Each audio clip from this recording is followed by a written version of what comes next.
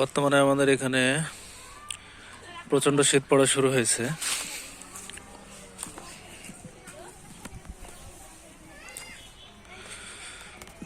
তো আমি কিভাবে শীতের প্রস্তুতি নিচ্ছি সেটা আপনাদেরকে দেখাবো। খুব একটা জটিল কিছু না, সিম্পল একটা ব্যাপার। প্রতি বছরই আমি এভাবেই শীতের প্রস্তুতি নিয়ে থাকি। তো আপনাদেরকে যদি আমি দেখাই যে আসলে আমি কি করি, সেটা হচ্ছে যে আমি এই যে এটা হচ্ছে পলি, এই যে এটা হচ্ছে পলিথিন। এটাকে আমাদের দিকে বলে একেবারে জিরো সাইজের পলি। হ্যাঁ, দেখেন এই পলিটা দিয়ে আমি পুরো হাউসটা কিন্তু কভার করে রেখে দেই।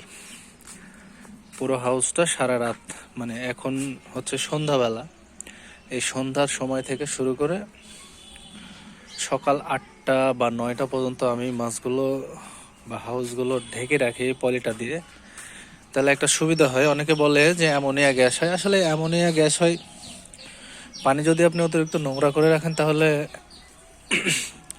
যে কোনো অবস্থাতেই কিন্তু অ্যামোনিয়া গ্যাস হয়ে যাবে। হ্যাঁ, আর পানি যদি আপনি পরিষ্কার রাখেন তাহলে কখনোই এই গ্যাসটা হবে না।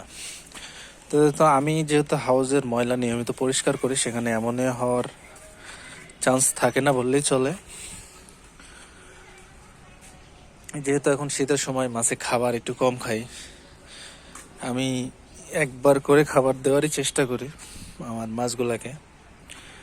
এখন দুপুরের টাইমে যেহেতু ওরা মুভমেন্ট এখন কম করে, সেহেতু খাওয়া দাওয়ার ব্যাপারটাও কম।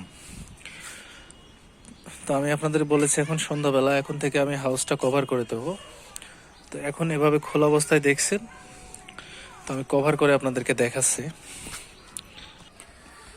তো এখন যদি আমি আপনাদেরকে দেখাই যে পুরো হাউসটা কিন্তু এখন পলিথিন দিয়ে একেবারে কমপ্লিট ঢেকে দেয়া।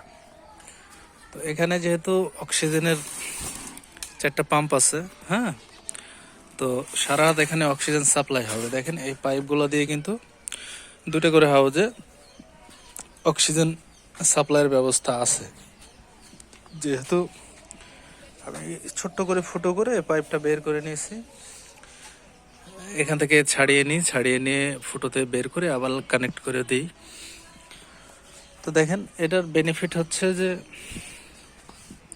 সারা রাতে মাছে হাউজে কুয়াশা পড়বে না, ঠান্ডা বাতাস যাবে না। হ্যাঁ, তো এর ফলে কি হবে, আপনার যে মাছগুলা কিন্তু খুবই ভালো একটা পরিবেশ পাবে।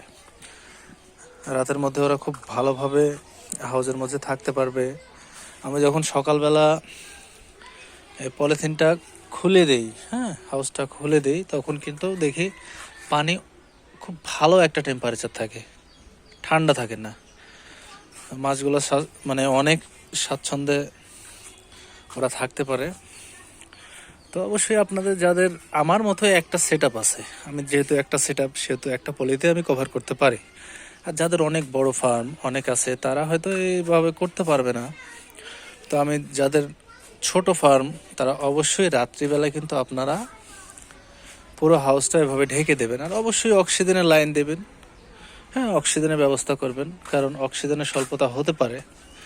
যদিও মলি বা অটোব্রিডের মাছের সেরকম অক্সিজেন প্রয়োজন হয় না, কিন্তু গোল্ডফিশ টাইপের মাছ থাকলে অক্সিজেন কিন্তু দিতেই হবে, না হলে অক্সিজেনের স্বল্পতা হয়ে ওরা কিন্তু একটু সমস্যার মধ্যে পড়ে যাবে। তো অবশ্যই আপনারা এভাবে আপনাদের হাউস রাত্রিবেলা ঢেকে রাখবেন, তাহলে শীত থেকে আপনারা সুরক্ষিত থাকবেন। মাছের অনেক রকম রোগ বালাই থেকে মাছকে সুরক্ষিত রাখতে পারবেন। তো এই ছিল আজকের ভিডিও। সকলে ভালো থাকবেন। আল্লাহ হাফেজ।